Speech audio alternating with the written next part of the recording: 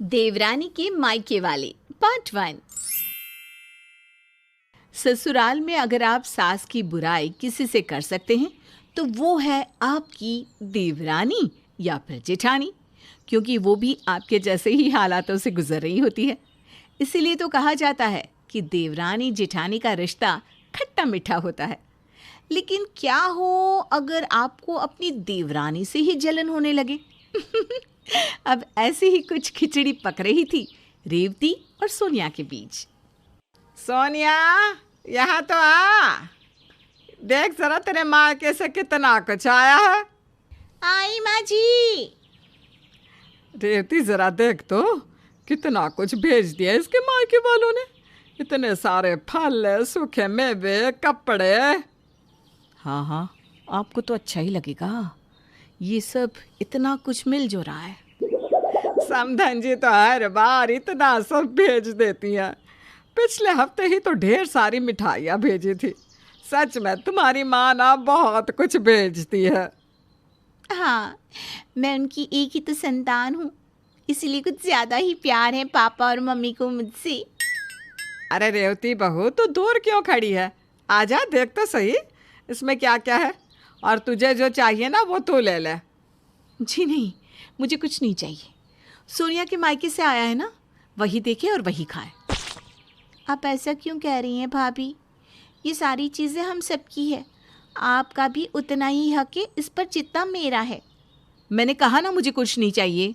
तुम्हारे मायके से आया है सामान, तुम रखो, मुझे नहीं चाहिए कुछ इसमें से। सोनिया की जब से शादी हुई थी तब से उसके मायके से बहुत सारा सामान आता रहता था, और रेवती के घर से अब इतना कुछ नहीं आता था, जिससे रेवती को सोनिया से जलन होने लगी थी। उसे लगता था कि क्योंकि सोनिया के घर से इतना सब आता है, इसके कारण कहीं उसकी वैल्यू इस घर में कम ना हो जाए। अरे रेवती बहू, ये तो बता कैसा लग रहा है ये सूट मुझ पर? अच्छा लग रहा है।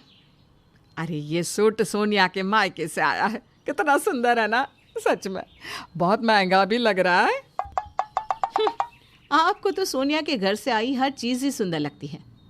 ये सूट इतना भी सुंदर नहीं लग रहा जितनी आप इसकी तारीफ कर रही हैं माँ जी। ठीक ठाक सा ही है। क्या ठीक ठाक सा है? इतना महंगा और सुंदर तो है ये सूट। मैं तो आज इसे पहनकर फिर अलमारी में रख दूंगी, किसी खास मौके पर पहनूंगी। भाभी, माँ ने आपके लिए भी ये सूट भेजा है, आप भी पहन लीजिए। अरे वाह, तेरा सूट भी बहुत सुंदर है रेवती बहू। जा, तू भी पहन कर आ। जी नहीं, मुझे नहीं चाहिए। मेरे पास बहुत सारे सूट हैं, मैं उन्हीं में से कुछ पहन लूँगी। पर भाभी, ये सूट आप पर बहुत अच्छा लगेगा, लीजिए ना। नहीं कहा ना, मुझे नहीं चाहिए। पता नहीं इसे क्या हो जाता है, किस बात पे चिड़ी हुई होती है ये। जा, अब देखो गुस्सा नाक पे ही होता है इसके। तो छोड़ इसे सोनिया, ये सूट भी तू ही रख ले। रेवती सोनिया के मायके से आई कोई भी चीज़ या तोहफा नहीं लेती थी, क्योंकि उसके मन में हमेशा ये ख्याल रहता था कि सोनिया उसे नीचा दिखाना चाहती है, जबकि ऐसा कुछ भी नहीं था। तुम्हें कितनी बार कहा है माँ, मुझे हर हफ्ते कुछ ना कुछ भेजा करो ना। मुझे अपनी देवरानी के सामने कितना नीचे होना पड़ता है। रेवती, तुम ये बात क्यों नहीं समझती?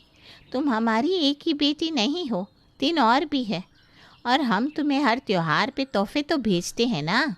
मैं कुछ नहीं जानती, मैं बस इतना जानती हूँ कि मुझे मेरी देवरानी से ऊपर दिखना है। उसके घर से इतना सामान आता है कि मेरी सास हमेशा उसके ही गुण गाती रहती है। मगर तुम्हारी सास ने कभी तुम्हें या हमें ताना नहीं मारा, कभी कुछ मांग नहीं की। पता नहीं तुम्हें ये जलन मन में कैसे आकर बैठ गई है। तुम मेरी माँ होकर ऐसी बात कर रही हो? मेरी सास मुझे कुछ कहती नहीं, पर वो हमेशा मेरी देवरानी के मायके वालों की तारीफ करती रहती है। उसके मायके से आए सामान को देखकर खुश होती रहती है, जानबूझकर, जिससे मैं नीचे दिखूं। ये सब तुम्हारे मन का वहम है बेटा। रेवती, तुम्हारे ससुराल वाले तुम दोनों में भेदभाव नहीं करते। तुम्हारी देवरानी के घर से चीज़ें आती है तो तुम्हें भी तो खुश होना चाहिए, उसका आनंद उठाओ। पर देखो, तुम तो अपने मायके वालों पर ही चिल्ला रही हो। मैं कुछ नहीं जानती, अगली बार तुम भी मेरे लिए अच्छे से कपड़े, सूखे मेवे और मिठाइयाँ भेजना। इतनी जलन भी ठीक नहीं। मैं तुम्हें समझा सकती हूँ, बस आगे तुम्हारी मर्जी। रेवती अपनी देवरानी के मायके वालों को नीचे दिखाने के लिए अपने मायके वालों पे दबाव डाल रही थी और उन पर गुस्सा कर रही थी। और इतना ही अब उसका गुस्सा अपने ससुराल वालों पर भी दिखने लगा था। रेवती, ज़रा मठरी लाना जो सोनिया के मायके से आई थी। कल मैं ऑफिस लेके आया था तो मेरे सारे दोस्त तो पागल ही हो गए। बोल रहे थे उन्होंने इतनी अच्छी मठरी कभी नहीं खाई। अरे मठरी से भी ज्यादा वो जो मिठाई आई है ना भैया, मुंह में घुल जाए ऐसी है। मैंने तो एक डिब्बा ऐसे ही खा लिया। हाँ सच में, चीज़ें तो सोनिया के मायके से ऐसी स्वादिष्ट आती है कि पूछो ना, खा के बस मज़ा आ जाता है। ये लीजिए भैया मठरी। भाभी आप भी लीजिए। मुझे नहीं चाहिए, तुम सभी खाओ। जब देखो सोनिया के मायके से ये आया, सोनिया के मायके से वो आया, सारी चीज़ें बहुत स्वादिष्ट है। सोनिया के मायके के कपड़े सबको हर वक्त यही सोचते रहते हैं। अरे जब चीज़ें अच्छी है तो अच्छी ही बोलेंगे ना। तुम्हारी तरह हम सबकी ज़बान कड़वी नहीं है, जब देखो नाक पर गुस्सा रहता है। हाँ, अब तो मैं आप सबको बुरी ही लगूंगी क्योंकि मेरे मायके से ये सारी चीज़ें आती नहीं ना। यही बात है ना। नहीं भाभी, आप गलत समझ रही हैं। हमने तो कभी ऐसा नहीं सोचा। हाँ, कहने को तो सब लोग यही कहते हैं, लेकिन जब भी इसके मायके से सामान आता है तो सब लोग मुझे नीचा दिखाने में लग जाते हैं। मैं सब समझती हूँ। जब देखो इसके मायके वालों के सामान की तारीफ करते रहते सब, जिससे मुझे ताने मार सके।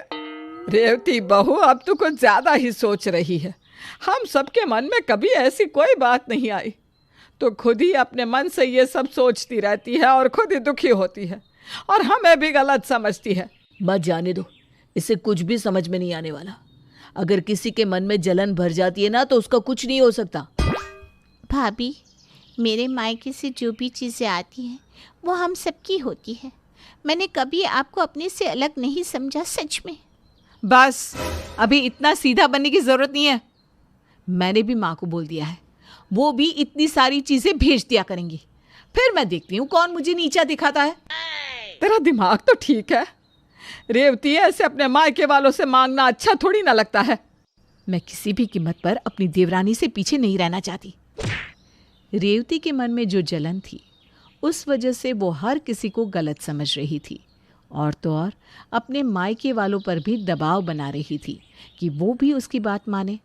पर सोनिया को इस बात का बुरा लग रहा था कि उसकी जिठानी को उसकी वजह से इतना परेशान होना पड़ रहा है।